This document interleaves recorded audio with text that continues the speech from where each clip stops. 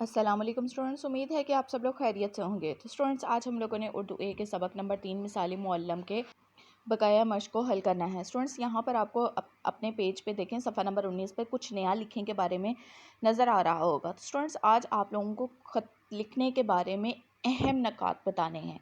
वो कहता है, ख़त एक दूसरे को पैगाम और ख़यालात पहुँचाने का एक ज़रिया है, इसलिए ख़त को आदी मुलाकात भी कहा जाता है। यानी कि जब कोई शख्स पास होता है तो हम आपस में बातचीत करके अपना मकसद तो हासिल कर लेते हैं, लेकिन जब हम किसी से बहुत ज़्यादा दूर बैठे होते हैं तो हम लिख कर बात करते हैं और इसी को हम ख़त कहते हैं। तो आपको ख़त की डेफिनेशन के बारे में पता चल गया, और ख़त को इसीलिए आदी मुलाकात भी कहा जाता है। ख़त लिखने के लिए दर्जिल बातों का ख्याल रखना चाहिए। अब जब हम लोगों ने ख़त लिखना है तो हमें बहुत सारी बातों का ख्याल रखना चाहिए जो कि ख़त लिखने में बहुत अहम है।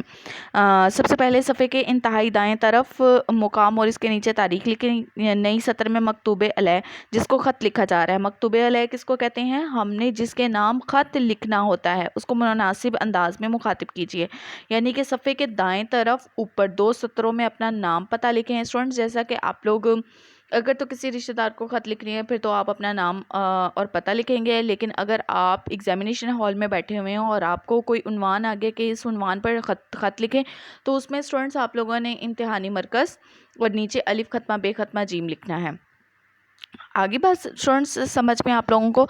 उसके बाद आपने जिस शख्स को ख़त लिखना है, यानी कि मकतूबे अलैह कौन है जिसको आप ख़त लिखना चाह रहे हैं, उसको मुनासिब अंदाज में मुखातिब करना है, नाम लिखना है उसका और फिर उसके नीचे अस्सलाम वालेकुम लिख देना है। ख़त का नफ्स मज़मून मुकम्मल होने पर इंतहाई बाईं तरफ, यानी कि इंतहाई बाईं तरफ अपना नाम लिखें। मिसाल के तौर पर अपने वालिद के नाम ख़त लिखते हैं तो यूँ लिखेंगे, यानी कि जब आपने सफ़े के दाएं तरफ ऊपर 2 सतरों में अपना नाम और पता लिख दिया है, ठीक है, फिर उसके बाद अगली सतर में जिसे आप ख़त लिख रहे हैं यानी कि उससे मुखातिब होते हुए रिश्ते का लिहाज ज़रूर रखेंगे, ठीक है, और उसका नाम लिखेंगे। उसे अगली सतर में आपने अस्सलाम वालेकुम लिखना है। अस्सलाम वालेकुम के बाद आपका नफ्स मज़बून आ जाता है जिसमें आपने वो तमाम ज़रूरी बातें लिखनी शुरू कर देनी है जो आप लिखना चाहते हैं।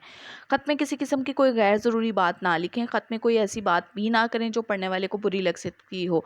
ख़त में हमेशा छोटे छोटे और आसान जुमलों में अपना मकसद बयान कीजिएगा ताकि पढ़ने वालों को बोरियत का एहसास ना हो। ख़त को ज़्यादा तवील भी नहीं करना चाहिए। अगर दावतनामा है तो उसे थोड़ा सा मुख्तसर कर दें, ठीक है। आखिर में रिश्ते के मुताबिक बाएं तरफ मुनासिब अल्फाज में आपने अपने बारे में लिखना है कि आपकी प्यारी बेटी है, आपका प्यारा बेटा है, भाई है, बहन है, भांजा है, भतीजी है, सहेली वगैरह लिखकर नीचे अपना नाम लिख देना है। आगे बात समझ में स्टूडेंट्स। अब ये था आपको ख़त किस तरीके से लिखना है उसके बारे में तमाम इन्फॉर्मेशन प्रोवाइड कर दी गई है। अब यहाँ पर देखें, यहाँ पर आपको एक सफ़े पर सफ़ा नंबर 20 पर एक ख़त नज़र आ रहा होगा जिसमें वो कहता है वहादत कॉलोनी लाहौर 18 मार्च 2021। तो स्टूडेंट्स, अगर यही ख़त आपको दिया जाए इम्तिहान में हल करने के लिए तो आप लिख सकते हैं ऊपर इम्तिहानी मरकज़ और नीचे डेट इसी तरीके से आ जाएगी, प्यारे अब्बू जान, और यहाँ पर नदाइया अलामत आ जाएगी अस्सलाम वालेकुम रहमतुल्लाह। नदाइया अलामत आपका ख़त मिला, उल्टा कॉमा आपकी खैरियत के बारे में जानकर खुशी हुई, ख़त्मा अल्लाह ताला के फजल से घर में बिल्कुल खैरियत है। ख़त्मा स्टूडेंट्स, में आपको इन अलामात को इस वजह से बता रही हूँ क्योंकि इन अलामात का आपकी ख़त लिखने में बहुत ज़्यादा अहम और मालूमात में इजाफ़ा करता है। यानी कि ख़त के ड्यूरेशन में आपने इन अलामात का ख़ास ख्याल रखना है। नफ्स मज़बून में इन अलामात के भी मार्क्स मिलते हैं। अम्मी जान की तबीयत अब ठीक है। ख़त्मा दानियाल और मलाइका आपको बहुत याद करते हैं। ख़त्मा परसों तीसरी जमात का नतीजा निकला। ख़त्मा ये जानकर आपको खुशी होगी कि मैं क्लास में अव्वल आई हूँ। ख़त्मा जो लड़के हैं वो ये लिख सकते हैं कि मैं अव्वल आया हूँ।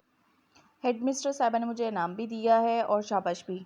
ख़त्मा आपने वादा किया था कि अगर मैं जमात में अव्वल आ जाऊं तो मुझे तोहफ़ा देंगे। ख़त्मा मैं आपके तोहफ़े का इंतज़ार करूंगी। ख़त्मा आपकी बेटी कशमाला शहज़ादी। यहाँ पर स्टूडेंट्स आप लोग लिखते हैं अलिफ ख़त्मा बे ख़त्मा जीम, या अपना नाम भी लिख सकते हैं, नीचे पता, कॉलन साइन, हमज़ा ख़त्मा छोटी है, ख़त्मा बड़ी है। तो स्टूडेंट्स, ये थे वो अहम नकात जो आपने एक ख़त को लिखते वक्त मद्देनज़र रखने हैं और इन्हीं नकात के ज़रिए से आपने ख़त लिखना है। नीचे स्टूडेंट्स अब सवाल नंबर 8 देखें। वो कहता है अपने दोस्त के नाम ख़त लिखें और उसे छुट्टियों में अपने घर आने की दावत दें। तो स्टूडेंट्स, ये आपके ख़ुद के करने का काम है।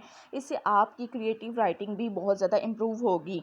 तो आपने स्टूडेंट्स अपने दोस्त के नाम ख़त लिखना है। इस तमाम पैटर्न को मद्देनज़र रखते हुए अपनी कॉपीज़ पे तहरीर कीजिएगा और उसको अच्छे से भी याद कीजिएगा कि उसमें आपने ख़त लिखते वक्त जो आपको नकात बताए हैं वो कहाँ कहाँ इस्तेमाल किए हैं। अब स्टूडेंट्स नीचे आ जाए, वो कहता है आओ काम करें। सवाल नंबर 9 है, इन शख्सियात का हज़रत मोहम्मद सल्लल्लाहु अलैहि वसल्लम के साथ क्या रिश्ता था। तो हज़रत अब्दुल मुत्तलिब कौन थे, आपने स्टूडेंट्स इसके बारे में लिखना है। हज़रत अब्दुल्ला कौन थे, इसके बारे में बताना है। इसी तरीके से नीचे भी और भी नाम दिए गए हैं, इनके मुताबिक नबी पाक सल्लल्लाहु अलैहि वसल्लम का इन लोगों के साथ जो रिश्ता था वो रिश्ता आपने आगे लिखना है। तो आइए अब हम इस एक्सरसाइज को हल करते हैं। हज़रत अब्दुल मुत्तलिब कौन थे, दादा। तो दादा थे, दादा का नाम क्या था, अब्दुल मुत्तलिब। हज़रत अब्दुल्ला उनके वालिद थे, हज़रत आमना उनकी वालदा थी, हज़रत फातिमा रज़ी अल्लाह अन्हा उनकी बेटी थी, हज़रत आयशा रज़ी अल्लाह अन्हा उनकी बीवी थी, हज़रत उस्मान रज़ी अल्लाह अन्हा ताला उनके दामाद थे। नबी पाक सल्लल्लाहु अलैहि वसल्लम ने अपनी दो बेटियों की शादी हज़रत उस्मान गनी के साथ की थी। तो स्टूडेंट्स ये था आपका सवाल नंबर 9। उम्मीद है कि आज का लेक्चर आपको अच्छे से समझ आया होगा और इसको अच्छे तरीके से याद कीजिएगा और अपनी बुक पर भी इसी तरीके से हल कीजिएगा। अपना बहुत सा ख्याल रखिएगा। अल्लाह हाफ़िज़।